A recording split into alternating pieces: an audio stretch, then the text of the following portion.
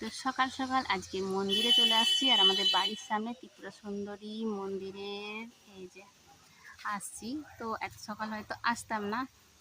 মন্দিরে আসার কারণ হচ্ছে বাবানের টিউশন ছিল ছিল বলতে টিউশন আছে, কিন্তু টিউশন মানে এখনও 10 মিনিট টাইম আছে। আমি একটু আগে পৌঁছে গেছি, তো ওই জন্য বাবাকে নিয়ে আসলাম, একটু মন্দিরে প্রণাম করেও যাবে।